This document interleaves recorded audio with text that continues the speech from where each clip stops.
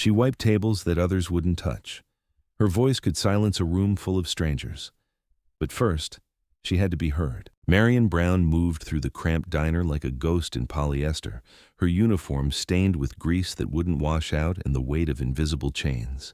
The smell of burnt coffee and yesterday's grits hung thick in the air, mixing with the metallic tang of desperation that seemed to cling to every surface of Murphy's Corner Cafe. Customers' eyes slid past her brown face as if she were part of the cracked linoleum, part of the fixtures that came with the place. Their fingers drummed impatiently on sticky tables while she balanced plates heavy enough to strain her shoulders, her smile as worn as her white sneakers. The autumn rain drummed against the windows of New Orleans Quarter, each drop echoing the rhythm of another thankless shift. Marion had learned to make herself small, shoulders curved inward, voice pitched low, movements quick and efficient. 23 years old and already feeling ancient, she carried the dreams her grandmother had whispered during Sunday sermons. "Baby girl, you got a voice that could move mountains, but first you got to find someone willing to listen." "Hey, coffee!" "Girl!" The voice cut through the dinner rush like broken glass. Marcus Wellington, a regular customer with oil-stained hands and a perpetual sneer, held up his empty cup without looking at her. "And this time, try not to spill it on my paper. Some of us can actually read." His buddies chuckled, their laughter sharp as needles. One pulled out his phone, already filming. "Bet she can't even spell coffee," he muttered, loud enough for the camera to catch. Marion's hands trembled as she approached their table, the coffee pot suddenly weighing 1,000 pounds. The familiar heat of humiliation crept up her neck. "Of course, sir," she whispered, her voice barely audible above the clatter of dishes and the drone of late-night television. "Speak up, girl. What was that?" "You mumbling again?" Marcus leaned back in his booth, arms crossed, performance for his audience now in full swing. "Maybe they need to hire someone who can actually communicate with customers. This is America, honey. Learn the language." The phone camera followed her every movement, capturing her downcast eyes, the way her hands shook as she poured. The coffee spilled, just a drop, but enough. Marcus jumped back dramatically, brushing at his shirt. "Jesus Christ! Can't you people do anything right? Look at this mess." His voice carried across the diner, drawing stares from other customers. Some looked away uncomfortably. Others leaned in, eager for the show. Marion's chest tightened. The familiar sting of tears threatened, but she swallowed them down like bitter medicine. She had learned long ago that crying only made it worse. "I'm so sorry, sir. Let me clean that up for you." "Sorry doesn't pay for dry cleaning," Marcus sneered. "Maybe you should stick to jobs that don't require skill, like standing on street corners." His friends erupted in laughter, the sound bouncing off the diner's walls like ricocheting bullets. From the corner booth, Henry Clark watched it all unfold. At 78, he had seen enough of the world to recognize cruelty in its purest form. His weathered hands gripped his coffee cup, knuckles white with suppressed anger. He had been coming to this diner for months now, ever since Sarah died, drawn by the loneliness that felt less suffocating in public spaces. He had noticed Marion before, the way she moved with quiet grace, the kindness in her eyes even when customers treated her like furniture. Something inside him snapped. "Excuse me." Henry's voice cut through the laughter like a blade. Every head in the diner turned toward the elderly white man rising slowly from his corner booth. His suit was expensive, his posture ramrod straight despite his age. "I believe you owe this young lady an apology," Marcus scoffed. "Mind your own business, old man. This doesn't concern you." Henry walked closer, each step measured and deliberate. "When I see a human being degraded for sport, it becomes my concern." His voice carried the authority of someone accustomed to being heard. "This woman has shown you nothing but courtesy, and you've repaid her with cruelty. Look, Grandpa, I don't know who you think you are.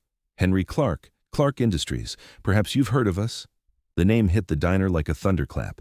Even Marion looked up, recognizing the company that owned half the commercial district. Marcus's face went pale. "Now," Henry continued, his tone deadly quiet, "I suggest you finish your coffee and leave." "And young man," he gestured toward the phone, "delete that video, unless you'd prefer I call my legal team." Marcus fumbled with his phone, his bravado evaporating like steam. It was just a joke, man. Jokes are supposed to be funny." Henry's eyes never left Marcus's face, to everyone involved. The table emptied quickly. Marcus and his friends slinking out into the night like beaten dogs. The diner fell silent except for the hum of fluorescent lights and the distant sound of jazz from a passing car. Henry turned to Marion, who stood frozen by the coffee station, tears finally spilling down her cheeks. "Are you all right, miss?" She nodded, unable to trust her voice. The kindness in this stranger's eyes threatened to break something inside her that had been held together with nothing but stubborn pride. "What's your name?" Henry asked gently. "Marion," she whispered. "Marion Brown." "Well, Miss Brown, would you mind bringing me a fresh cup of coffee? And perhaps you could join me for a moment when your shift allows." 20 minutes later, Marion slid into the booth across from Henry, her hands wrapped around a cup of tea that had gone cold. The diner was nearly empty now, just the cook cleaning his grill and the soft patter of rain against glass. "Why did you do that?" she asked. Henry was quiet for a long moment, studying her face. "My wife Sarah used to say that we're all just walking each other home, that we don't get to choose who needs our help, only whether we'll give it." He paused, his voice growing softer. "She's been gone 8 months now. I come here because empty houses echo too much." Marion felt something shift in her chest, a loosening she hadn't experienced in years. "I'm sorry for your loss." "Thank you. And I'm sorry for what you endured tonight. That kind of hatred. It serves no purpose except to make small people feel bigger." They sat in comfortable silence, two strangers united by loneliness and the strange magic that happens when kindness meets kindness. Finally, Marion spoke. "My grandmother always said I had a gift." Her voice was barely above a whisper. "She said God gave me a voice that could heal hurts, but I haven't sung in so long. I sometimes wonder if it's still there." Henry leaned forward slightly. "What kind of singing?" "Gospel, mostly. Jazz. The old songs that tell stories." She looked down at her hands. "Grandma used to say music was medicine for broken souls." "I'd like to hear you sing sometime," Henry said quietly, "if you wouldn't mind."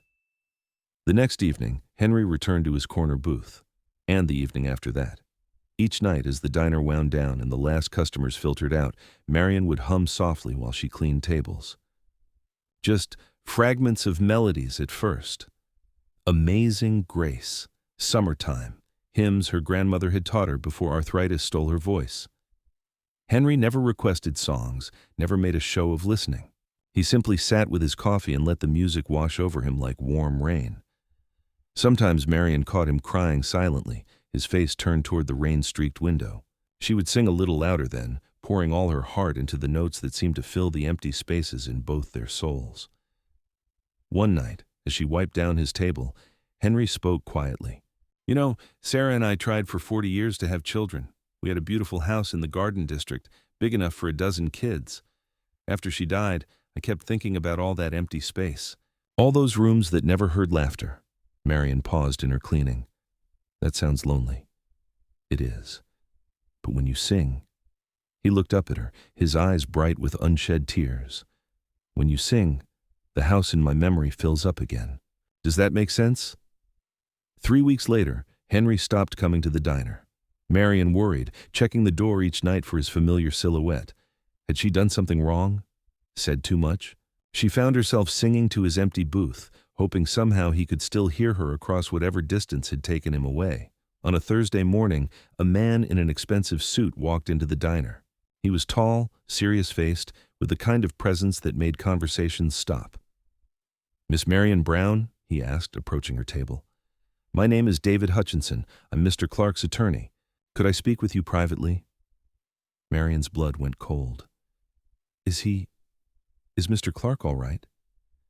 "I'm afraid Mr. Clark passed away last Tuesday, peacefully, in his sleep."